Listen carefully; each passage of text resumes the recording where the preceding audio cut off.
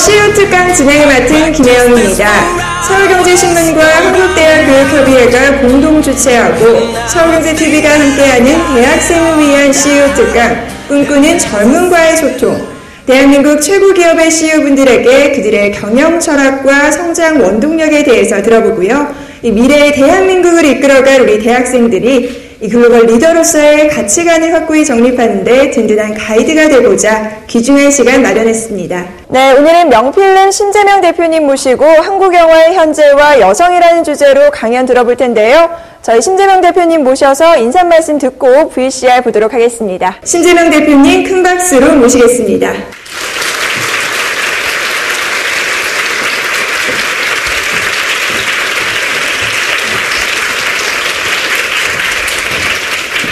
예, 안녕하세요. 저는 영화사 명필름의 신재명이라고 합니다.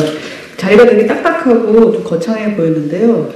제가 강의해야 될 내용은 굉장히 소박하고 편안할 거예요. 여러분들도 그냥 편안하게 들어주셨으면 좋겠습니다. 저는 영화사 명필름의 대표로 있고, 여러분 명필름이라는 회사는 들어보셨나요? 예, 여러분들이 아주 어렸을 때 접속이라는 영화를 만든 적이 있었고, 공동경비구역 JSA, 아마 최근에 여러분들이 보신 영화는 수지 씨가 일야 국민 첫사랑으로 등극한 건축가께론 보셨을 거예요. 최근에 저희 회사가 제작한 영화입니다. 그래서 95년도에 설립해서 현재 19년 됐거든요. 그래서 33편의 영화를 만들었고요. 지금도 열심히 영화 제작을 하고 있습니다. 서울 종로구 운리동에 세워진 영화제작사 명필름. 명기획으로 출발해 1995년 이름을 바꾸고 정식 출범했다.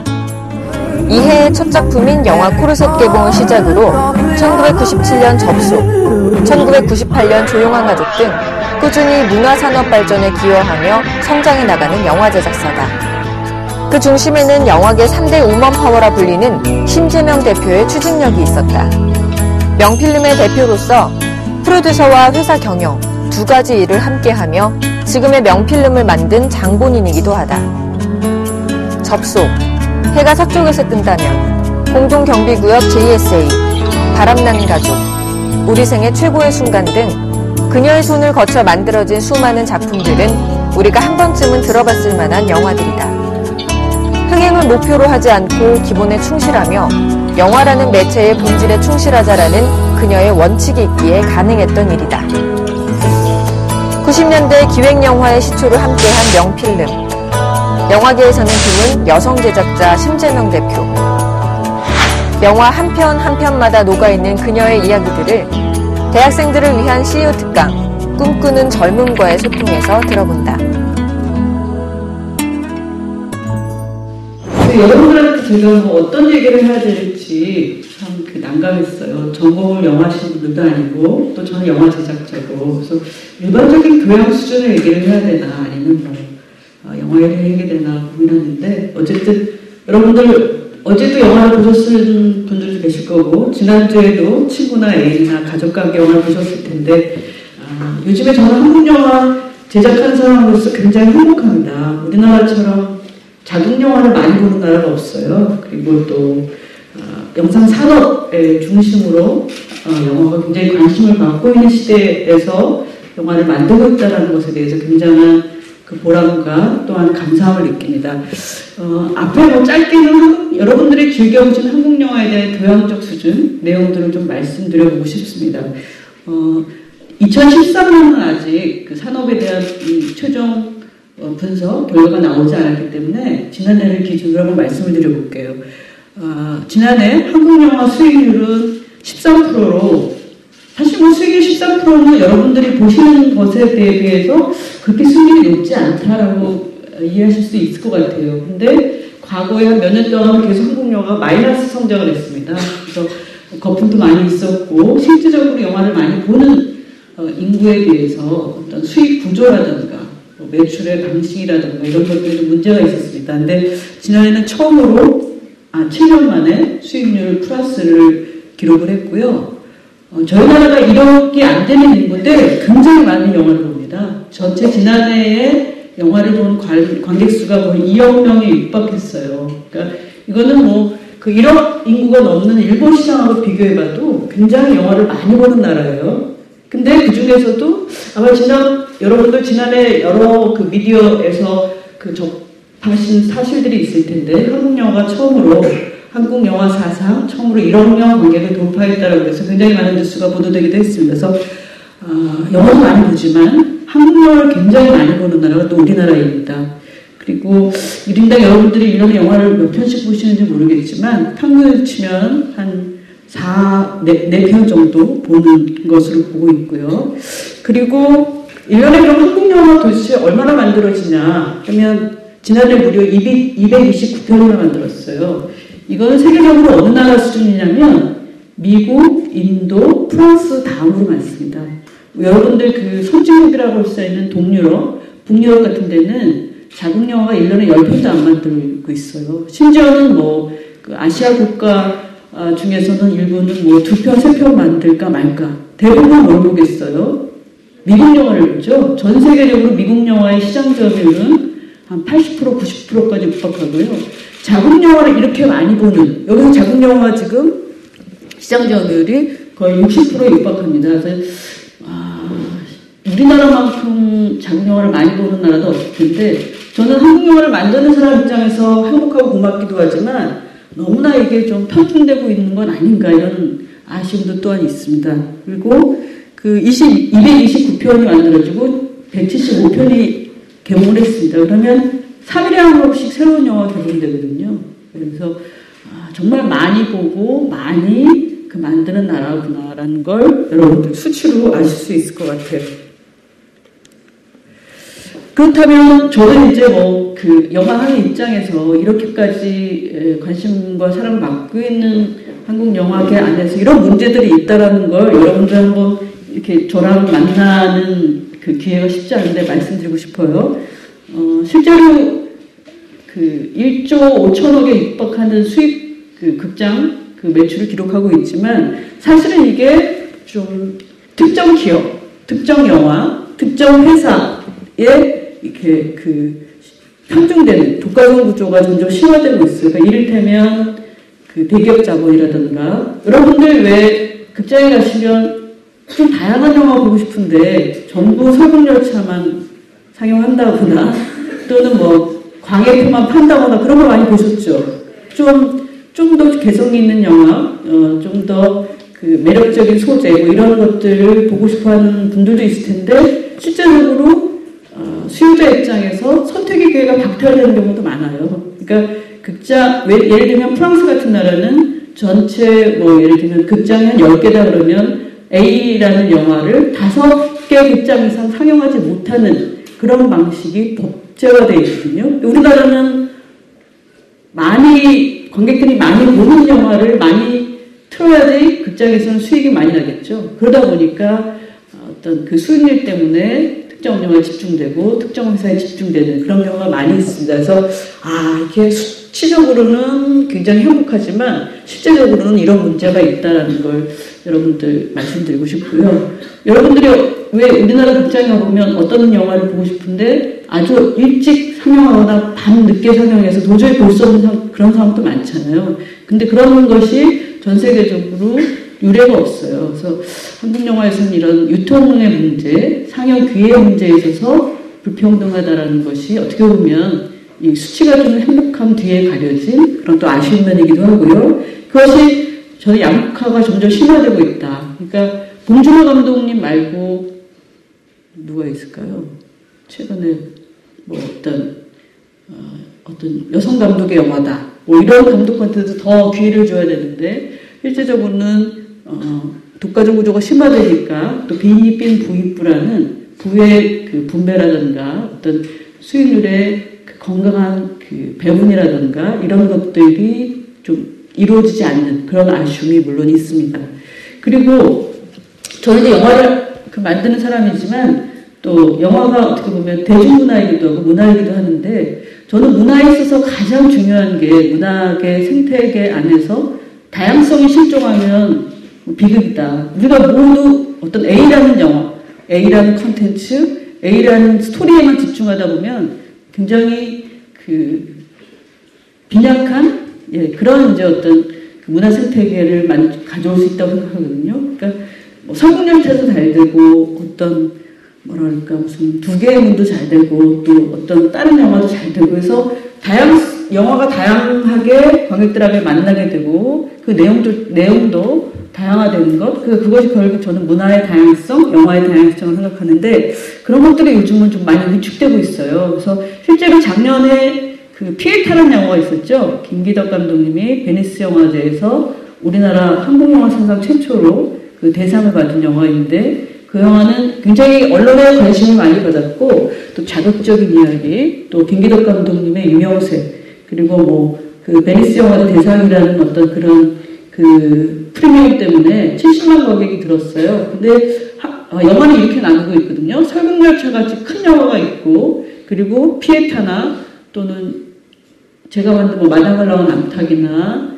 최근에 그런 작은 영화들 저예산 독립영화들을 주로 다양성 영화라고 표현하는데 지난해 한국 영화가 1억 명 관객을 돌파했음에도 불구하고 다양성 영화로 분류되는 그 저예산 영화, 독립영화, 예술영화는 300만이 조금 넘었어요. 그러면 몇 프로죠? 1억에 300만이면 1%도 안 되잖아요. 근데 프랑스나 일본 같은 데는 다양성 영화가, 예술영화가 쉽게 말해서 한 5%에서 10% 정도 그 점유율을 차지하고 있어요. 그러면 우리가 너무 지나치게 극단적으로 상업화되고 있는 건 아닌가.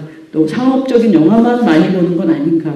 근데 여러분들 뭐 헐리우드 같은 경우에는 어떤 그 독립영화나 예술영화를 주로 상영하는 썬댄스 영화제에서 굉장히 천재적인 재능을 발휘해서 나중에는 뭐 2억 불, 3억 불짜리 블록버스터 영화를 만드는 감독으로 기용되기도 하거든요. 그러니까 꼭 독립영화, 예술영화를 만드는 감독들이 그런 영화만 만든다는 법이 없어요. 그러니까 작은 영화를 했던 사람들이 큰 영화를 통해서 또 많은 관객을 만날 수 있는 거고 또 큰 영화를 만들었던 감독이나 제작자들이 인디 영화, 예술 영화를 만들어서도 관객하고 소통할 수 있는데 그런 면에서 우리는 점점 어떤 수치적으로는 성장하고 있지만 그 내용 면에 있어서 질적인 면에 있어서는 좀 편중화되고 있다. 이것이 어떻게 보면 한국 영화의 현안이기도 하고 또 저 같은 영화하는 사람들이 이제 앞으로 풀어야 될 숙제이기도 합니다.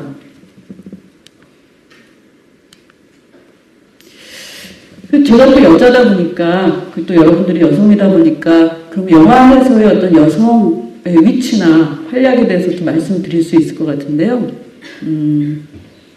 전 세계적으로 헐리우드도 마찬가지인데, 그 영화 산업 안에서 여성의 종사 비율은 한 15% 정도 된다고 해요. 한국도 마찬가지예요. 그러니까 저도 이렇게 각 대학의 어떤 영화과를 가끔 가볼 때도 있고 하면 학생들의 숫자는 거의 성비가 5대5거든요.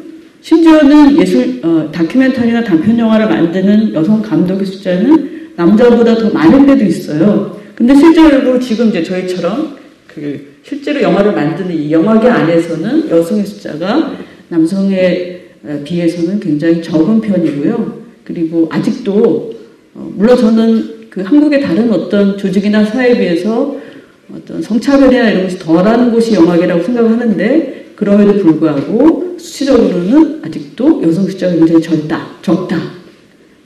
그런 생각을 하고 있고요. 근데 여성의 숫자가 적은 대신 굉장히 어떤 약진하고 있어요. 발전적인 모습도 많이 보이고 있고 성과도 많이 내고 있습니다. 이를테면 올해 감시자들이 영화 보셨어요? 예, 감시자들을 만든 그 제작자라던가 숨바꼭질을 만든 제작자라던가 또 도둑들을 만든 제작자들이라던가 베를린을 만든 제작자 대부분 굉장히 여러분들이 막 500만, 700만, 1000만 넘은 영화들의 제작자 그러니까 저 같은 영화사의 대표가 다 여성이에요. 되게 놀랍죠? 예. 그러니까 수적인 열세에 비해서 굉장히 내용적으로는 굉장한 능력을 발휘하고 있다라는 그런 말씀을 드리고 싶고요. 또 작년에 화차라는 김민희 씨 나왔던 일본 원작을 영화로 만든 화차라는 영화의 변영주 감독도 여자고 올해는 연애의 온도라는 로맨틱 코미디였나요? 김민희 씨 나왔던 영화를 만든 분도 여자예요. 근데 아쉬운 건 뭐냐면 여성들이 영화계 안에서 굉장히 특정 분야에 집중되어 있어요. 그러니까 아까 그런 뭐 감시자들, 도둑들, 베를린, 숨바꼭은 이런 영화들을 주로 만든 제작, 어떤 기획, 이쪽 파트에는 여성 숫자가 꽤 많아요. 그리고 그렇게 성과나 성공한 그 사례들을 내보이는 사람들이 많기 때문에 그런데, 그리고 마케팅 분야에서는, 영화 마케팅 분야에서는 이건 완전히 여초 현상인데 99%가 여성이에요. 그러니까 다른 일반 기업의 마케팅 부서라든가 홍보 일에 비해서 영화 마케팅에서는 압도적으로 여성 숫자가 많다. 그런데 단지 좀 아쉬운 것은 대신 감독의 숫자, 어떤 촬영, 조명, 미술, 편집 이런 영화 제작 현장에서의 테크니션들, 특히 영화 감독의 숫자에서는 굉장히 여성 숫자가 적고 진출하기도 굉장히 어렵습니다. 그러니까 아직도 영화를 한 편을 만든다는 것은 수십 명, 수백 명이 함께 협업을 해서 영화를 만드는데 그것이 어떤 남성적인 리더십, 어떤 또 현장에서의 야전 사령관적 역할을 기대하는 거가 너무 큰 것 같아요. 그러다 보니까 여성의 숫자가 상대적으로 적고요. 아쉬운 것은 여성의 숫자가 적은데 또한 특정 분야에 편중되어 있다는 것. 그것이 어떻게 보면 지금도 한국 영화계 안에서 여성이 활약하고 있는 그런 모습입니다. 그러면 그 제작자가 무슨 일을 하냐라는 것을 말씀을 드리고 싶은데요. 그럼 먼저 동영상을 보실게요. 제가 만든 그 자랑스러운 영화 중에 한 편인데 첫사랑이 원래 잘 안 되라고 첫사랑이지. 잘 되면 그게 첫사랑이니? 마지막 사랑이지. 왜 날 찾아온 거야? 궁금해서. 지금은 어떤지 궁금했어. 모습이 얼만큼 의미가 될 수 있는지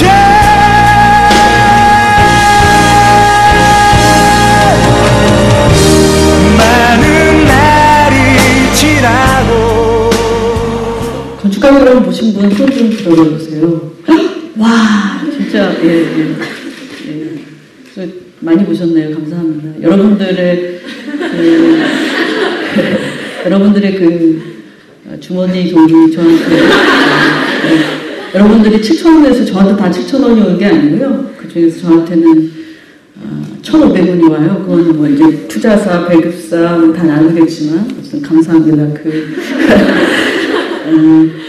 건축가는 예고편을 짧게 보여드렸는데 사실 그 영화를 통해서 그러면 나 같은 저는 CEO라기보다는 제작자, 프로듀서라는 말이 어울리는 그게 맞는 더 정확한 표현이에요. 쉬운 표현이기도 하고. 근데 그런 제작자가 도대체 뭘 하냐라고 했을 때 아까 그런 건축가결혼이라는 영화가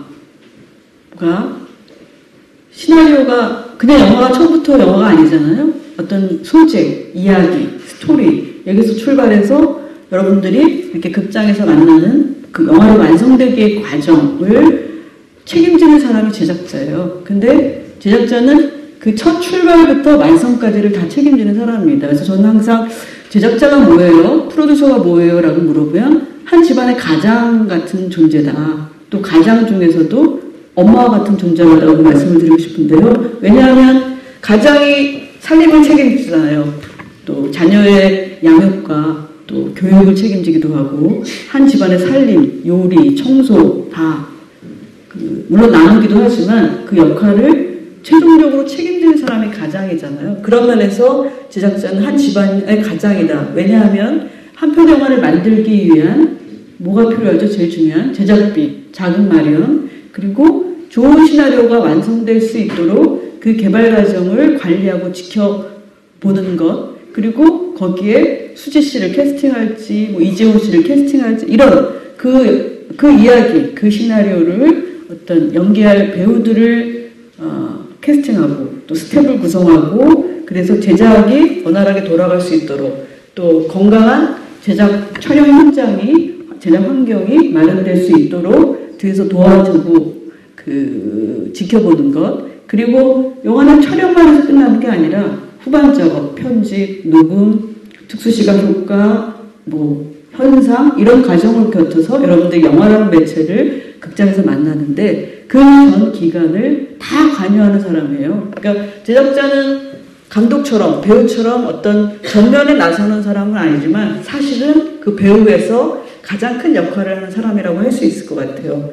그러면 건축학교는 어떻게 해서 명필름에서 만들어지게 됐나라고 다시 뭐 이렇게 부연 설명해 드리면 불신지옥이라는 흥행에 아주 실패한 영화를 데뷔작으로 만든 이용주 감독이 살인의 추억이라는 봉준호 감독 연출부를 끝내자마자 처음 쓴 게 건축학교라는 시나리오였어요. 그것이 2003년도였거든요. 근데 모든 제작사와 투자사, 배우들로부터 다 거절을 당했어요. 이유는 너무 올드하다. 또 멜로드라마의 건축이라는 요소는 너무 낯설고 이질적이다. 누가 요새 이렇게 첨단의 시대에 첫사랑이라는 고리타분한 얘기를 하고 있냐 이러면서 10년 동안 그 시나리오가 영화계에 떠돌아다녔어요. 투자사로부터 제작사로부터 배우로부터 다 거절당하고. 근데 저희는 그때 실화의 연애 조작단이라는 영화 아시죠?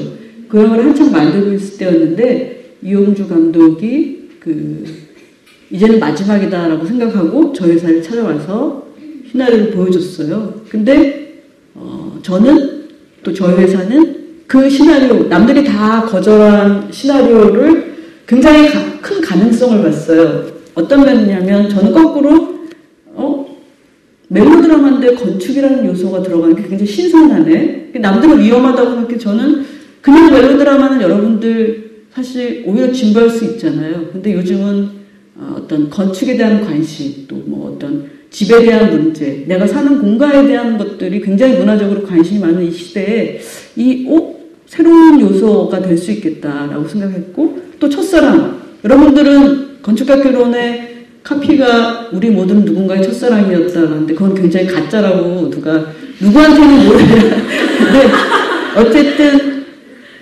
다 첫사랑이 있잖아요. 누구는 한 10명의 첫사랑이기도 했고 누구는 한 명의 첫사랑이기도 했을 수 있지만 어쨌든 우리가 모두 갖고 있는 아주 근데 보편적인 사랑의 감성, 정서. 그러면 안 될 게 없다 생각했어요. 저는 옛날에 저희가 만든 구비영화적이라는 영화 굉장히 실패했는데 이렇게 오히려 영화는 보편적인 감성을 잘 전달할수록 그것이 많은 사람들을 수렴할 수 있다고 생각하거든요. 그런 면에서 남들은 전부 고루하거나 안 된다고 하는 것을 명필님은 오히려 거꾸로 가능성을 본 거죠. 물론 저희도 그렇게 해서 놓친 영화들이 많아요. 무슨 괴물 같은 영화, 뭐 그런 이제 영화들이 또 기회가 오지 않았는데 뭐든지 제작자나 감독이나 투자자나 다 개인의 성향, 회사의 성향이 있거든요. 그것들이 얼마나 잘 서로 만나느냐가 중요한데 명필님은 건축학개론에 강가됐던 그때 영화계에서 강가했던 어떤 정서나 요소들에서 가능성을 본 거죠. 그래서 하게 됐어요. 그래서 그러면 시나리오를 그대로 그냥 찍었냐 하면 그게 아니고요. 시나리오를 또 1년 정도 고쳤어요. 그러니까 10년 동안 썼던 시나리오를 하기로 하고 다시 1년을 고쳤어요. 그러면서 거꾸로 그 전에 투자자들이 어떤 이야기가 너무 밋밋하니까 이러면서 한가인 씨가 뭐 매맞는 아내였었고 그리고 또 바람피는 남편을 둔 그런 이제 유부녀로 설정돼 있었던 것 한가인 서연의 아버지가 돌아가시니까 굉장히 어떤 극적인 요소, 쉽게 말해서 뭐죠? 막장적인 요소들은 다 거꾸로 걷어내고 오히려 감독이 처음 썼던 어떤 그런 더 순결하고 순수하고 감명한 감성들을 살려냈어요. 만약에 여러분들 건축학개론 다 보셔서 쉽게 이해하시겠지만 한가인 씨가 매맞는 아내였으면 여러분들 너무 구리다고 안 보셨을 것 같아요. 그죠? 예, 그리고 바람피는 남편 또 나오는 것도 이 영화의 정서에 안 맞았을 거고 거꾸로 건축학개론은 굉장히 맑고 또 섬세한 그리고 어떤 그런 극적 구조 같은 것들을 오히려 배제하면서 대신 건축이라는 집에 대한 설정 같은 거를 강화해서 최종적으로 영화를 완성했어요. 그래서 그 기간이 개발 기간이 한 1년 정도 걸렸고요. 그리고 이제 여기서 패키징이라는 건 제작자는 주로 패키징의 역할이 굉장히 중요한데 여기서 패키징이라는 건 뭐냐면 그 감독의 그 시나리오에 어떤 스텝을 고용하고 캐스팅을 하고 투자자를 모으고 이런 것들이 패키징과 파이낸싱 과정에서 굉장히 중요해요. 그래서 건축학개론 같은 경우에는 너무너무 캐스팅이 안 돼서 그러니까 한국의 많은 남자 배우들은 굉장히 어떤 마초적인 역할이나 뭐 오토바이를 탄다거나 총을 쏜다거나 그런 걸 더 좋아하세요, 사실. 근데 사실 여기에 승빈이는 찌질하고 소심하잖아요. 네. 그래서 참 캐스팅이 어려웠어요. 그래서 너무 캐스팅이 안 돼서 호기롭게 감독하고 같이 해보자라고 했는데 그 이야기를 구현해낼 배우가 없으면 그 영화 또 만들 수 없잖아요. 근데 위기를 기회로 삼아 결국엔 이인이력, 그러니까 20살의 승민과 35살의 승민을 나눠서 캐스팅하는. 그래서 이재훈, 엄태웅이 한 사람 역할을 했고 한가인, 수지 씨가 한 사람 역할을 했어요. 그러니까 원래부터 2인 1역이 아니었고요. 캐스팅이 잘 안 되다 보니까 그랬어요. 그래서 만약에 그때 캐스팅이 아주 잘 됐으면 그냥 20살과 35살의 역할을 한 분이 했을 텐데 그렇다면 수지라는 국민 첫사랑이 이 영화에 등장할 수 없었겠죠. 그러니까 사실 영화라는 건 이렇게 예측지 못한 어떤 위험 요소나 변수 이런 것들을 거쳐서 어떤 영화는 굉장히 큰 기회. 예를 들면 건축학개론은 배수진이라는 새로운 어떤 신인 연기자를 해군처럼 만난 거고 그 전에는 캐스팅이 오히려 거꾸로 안 되기 때문에 가능했던 거죠. 그런 것들이 결국은 지난한 과정을 거쳐서 제작을 준비하고 촬영 끝나고 후반 작업하면 또 언제 개봉할 것이냐라는 어떤 유통 배급 차원에서의 마케팅 활동을 거쳐서 영화가 완성이 됩니다. 그래서 사실 건축학개론은 2003년도에 감독의 머릿속에 마음속에 품었던 이야기가 10여 년 만에 여러분들이라는 관객 앞에서 만나게 된 케이스고요. 영화는 그렇게 어떤 영화는 그냥 6개월, 1년 만에 관객하고 만나기도 하지만 저렇게 10년이 지나서 또 관객하고 만나는 그런 케이스도 있어요. 케이스도 굉장히 많아요. 그래서 영화 작업은 뭐 1시간, 24시간 몇 달 단위를 일하는 게 아니라 이렇게 1년 또는 10년 이런 단위로 하기 때문에 굉장히 긴 호흡으로 어떤 끈기를 가지고 응분과 끈기의 정신으로 영화의 제작에 임하는 그런 일이기도 합니다. 근데 이 일을 전부 첫 단추부터 마지막 단추까지를 꿰는 일을 최종 책임자, 최종 의사결정권자가 영화 제작자라고 할 수 있을 것 같아요. 여러분들 사회 선배로서, 어떤 삶의 선배로서, 또 어떤 일하는 사람으로서의 선배로서 말씀드리고 싶은 것들의 키워드는 저 3가지예요. 그래서,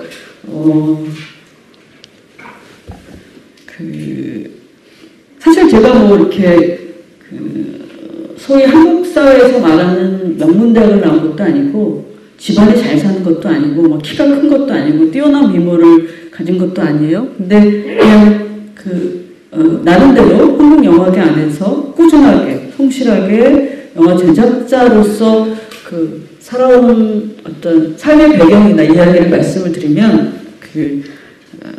여러분들한테 항상 도전정신, 그리고 용기, 이런 것들을 잃지 말라는 말씀을 드리고 싶어요. 그러니까, 여기 이제 저 그림은 뭔지 아세요?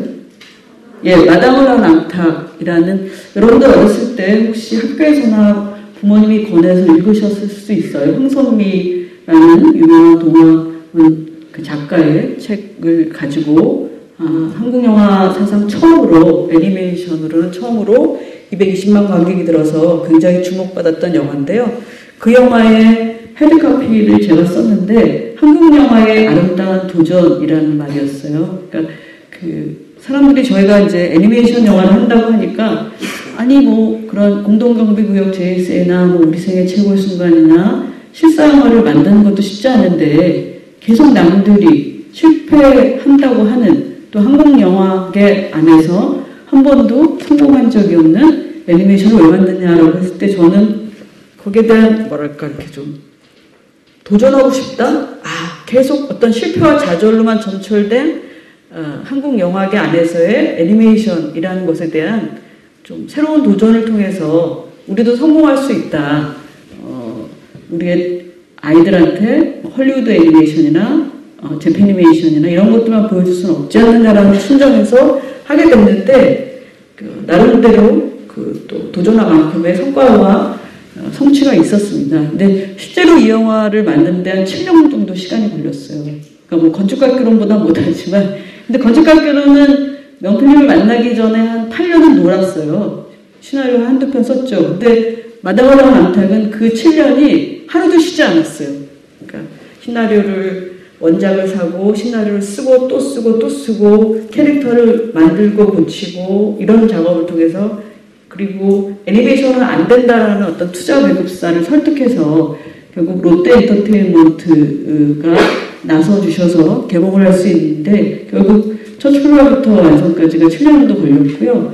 아마 마다가라 남탁이 흥행 수치적으로는 220만 정도뿐이 들었지만 그것이 요즘에 뭐 500만, 700만, 1000만 드는 실사 영화하고는 비교할 수 없는 수치긴 하지만 한국 애니메이션 업계에 종사하는 분들한테는 많은 용기를 주지 않았나 그리고 우리도 할 수 있다라는 어떤 그런 마음을 갖게 하는 거 아닌가라는 그래서 굉장히 자긍심을 느낍니다. 근데 제가 이제 아까 영화 일을 계속 할 수 있었던 지금도 시작할 수 있었던 건 좀 남들보다 남들이 안 하는 것을 하려고 많이 노력해요. 그러니까 저는 거꾸로 항상 남들이 가지 않는 길에 기회가 있다는 생각하거든요.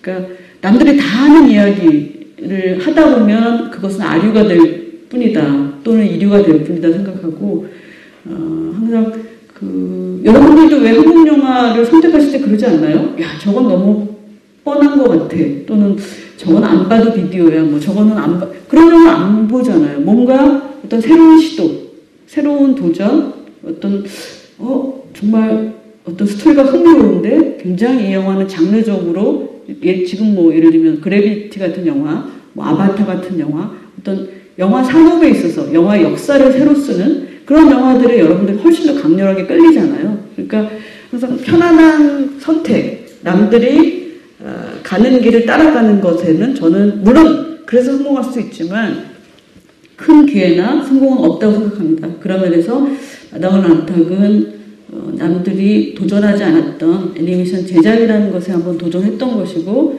그것이 저는 뭐 어떤 명필름이라는 회사의 색깔이기도 하고 청개구리 기질이라고도 할 수 있는데요. 저는 항상 좀 남들이 이렇게 보는 길과 다르게 보는 것 예를 들면 여기 앉아있는 어떤 사람을 보더라도 그 사람을 어떻게 평가한 이면의 것을 본다거나 다르게 생각하는 것 그것에 어떤 제일 중요한 이 영화를 만드는 데 있어서 대중문화에 제일 중요한 그 어떤 창의력의 근간이 될 수 있다고 생각하거든요. 그러니까 제가 영화를 직접 만드는 감독은 아니지만 시나리오를 직접 쓰는 사람은 아니지만 그런 사람을 볼 수 있는 눈이라든가 또는 어떤 소재나 아이템이나 이야기를 발견해내서 그것을 영화를 만들겠다고 생각하는 것 그런 것에서 굉장히 중요한 것이 창의력이라고 생각해요. 그래서 저는 뭐 다른 일도 그렇겠지만 그 창의적인 사람을 이길 어떤 존재도 없다고 저는 생각하는데 그런 면에서 보다 좀 남들과 다르게 생각하고 또 남들이 하지 않는 일을 시도하는 것 그것이 쉽게 말하면 엉뚱할 수도 있고 청개구리 기질이라도 할 수도 있고 또 어떤 비주류의 생각일 수도 있지만 그런 것에서 굉장히 큰 기회가 있다 가치가 있다라고 생각을 합니다. 그리고 그것이 또 함께하는 사람들이나 그 뒤에 도전하고자 하는 사람들한테 용기를 줄 수 있다고 생각을 하고 있습니다.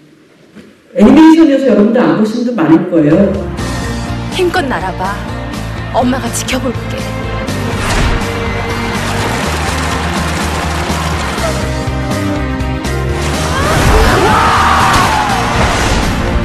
조심해! 넌 아빠처럼 용감한 파수꾼이 될 수 있어.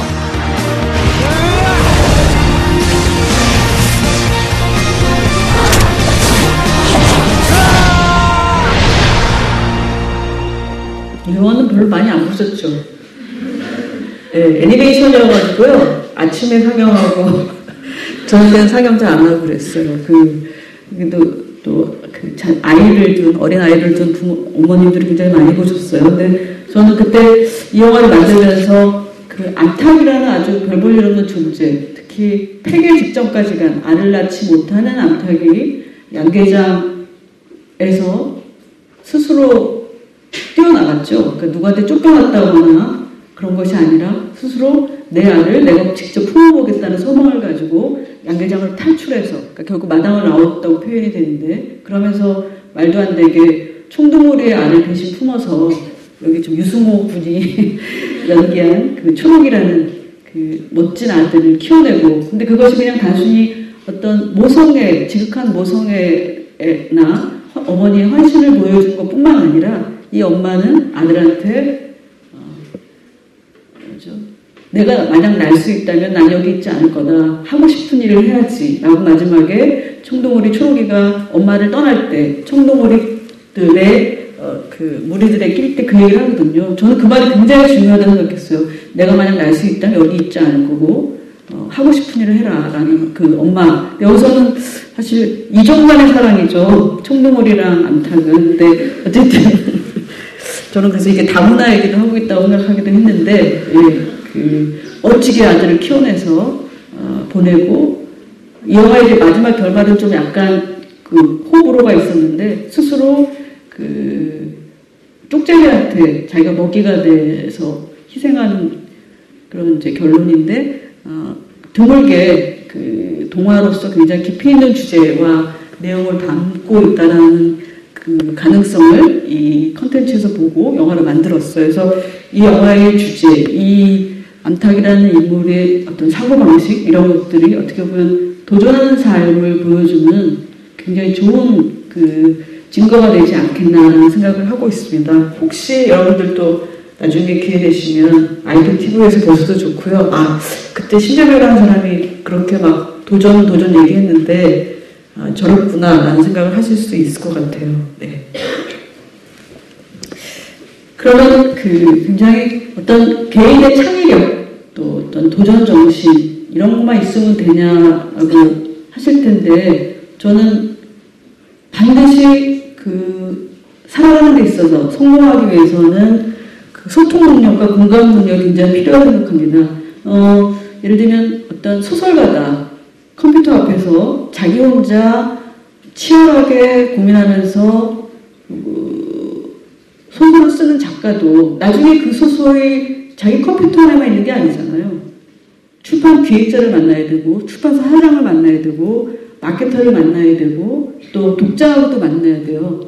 그러니까 혼자 작업하는 직업을 갖고 있는 사람도 결국은 어떤 사회적 관계 안에서 인간관계를 갖게 되고, 그것을 통해서 자기 일을 구현해내고 결과를 만들어내는데, 영화 일이라는 건 특히나 한 사람의 작업에 공동 작업이에요. 협업이에요. 그러니까 내용적으로는 미술, 음악, 문학, 뭐 여러 가지, 또 과학, 그런 여러 가지 그 요소들이 함께 그 구성돼서 만들어내는 것이기도 하고, 또 실제적으로는 적게는 수십 명, 많게는 수백 명의 사람들이 함께 작업해서 만들어내는 게 영화거든요. 여러분들 영화 극장 가서 보시면 크레딧에 감독, 제작부터 시작해서 마지막 막내 그 스텝까지 수치가 한 400명, 500명이 넘어요. 그러니까 영화를 만드는 현장에서 또한 100여 명이 일하고 있지만, 그 영화를 마케팅하는 사람, 배급하는 회사의 직원, 또 투자하는 회사의 누구, 이렇게 치면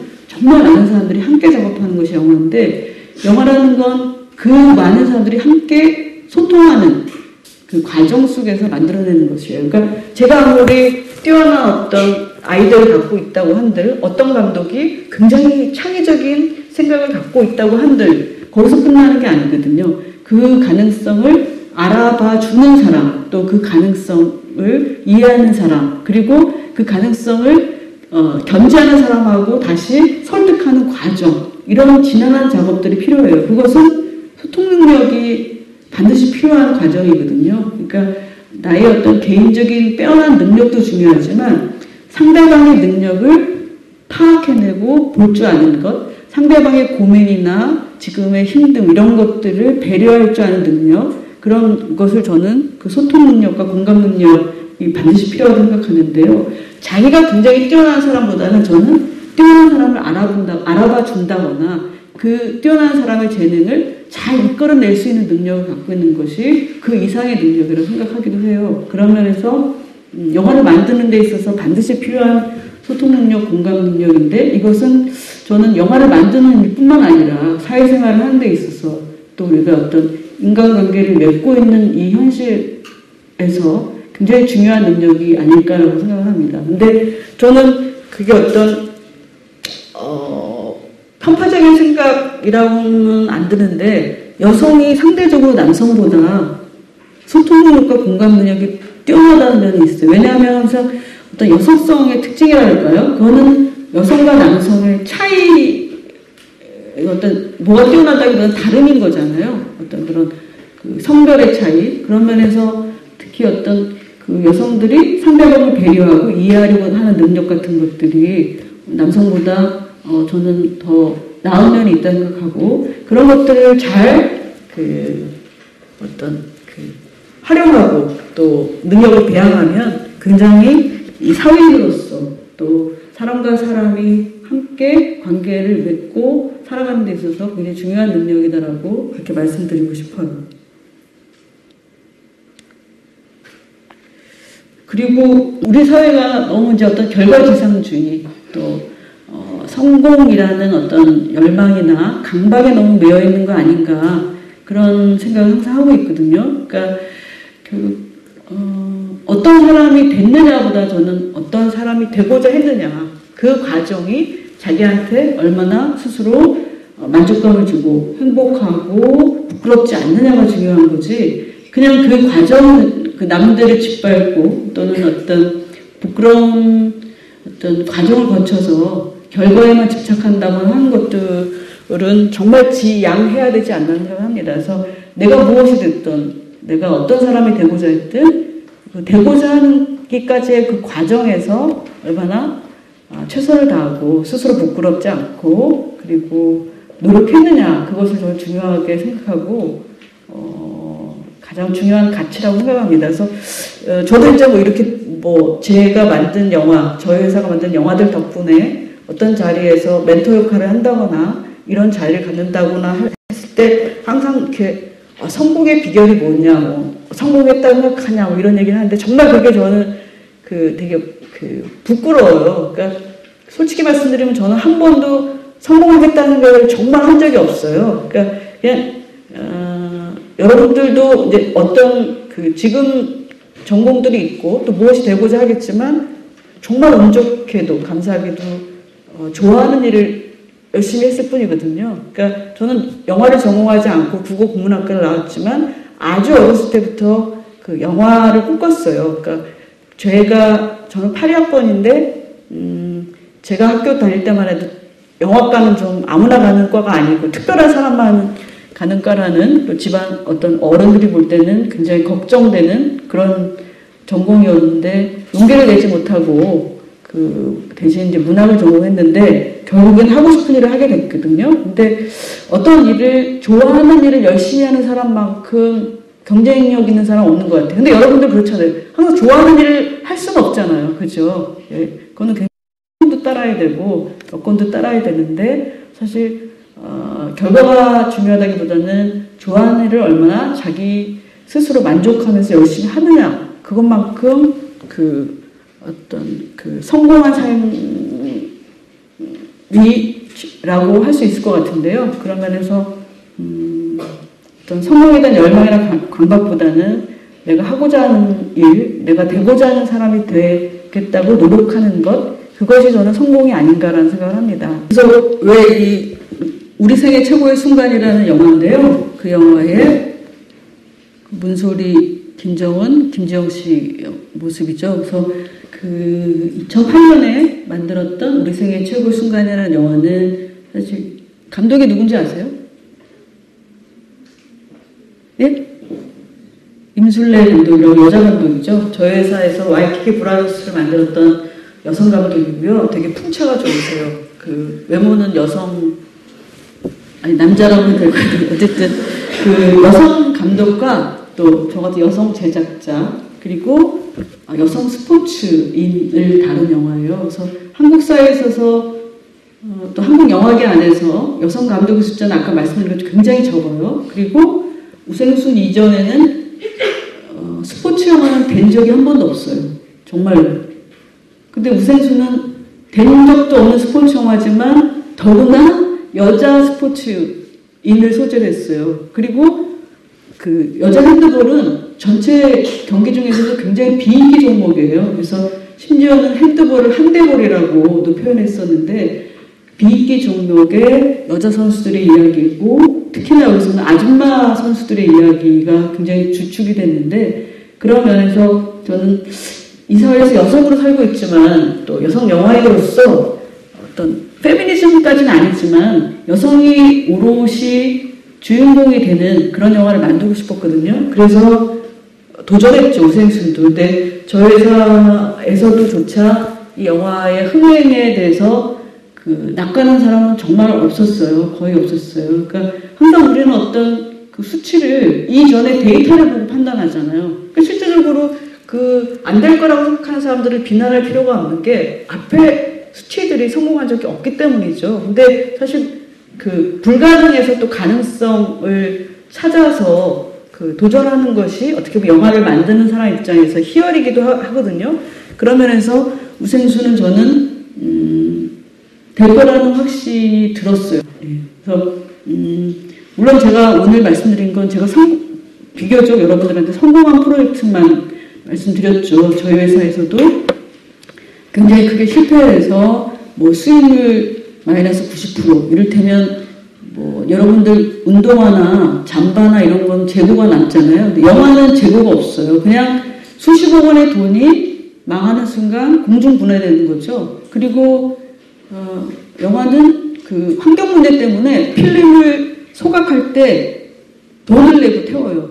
그러니까 제가 그거를 수백 벌을 어디 창고에 쌓아놓을 수도 없잖아요. 그러니까 굉장히 영화라는 매체는 무형의 존재이기도 하고 또 굉장히 유형의 존재이기도 한데 그런 면에 있어서 영화 산업을 항상 영화 비즈니스를 하이 리스크 하이 리턴 크게 벌고 또 크게 리스크가 있는 그런 비즈니스라고도 하기도 하죠. 근데 저는 이제 몇 편의 영화에서는 그렇게 큰 실패를 해서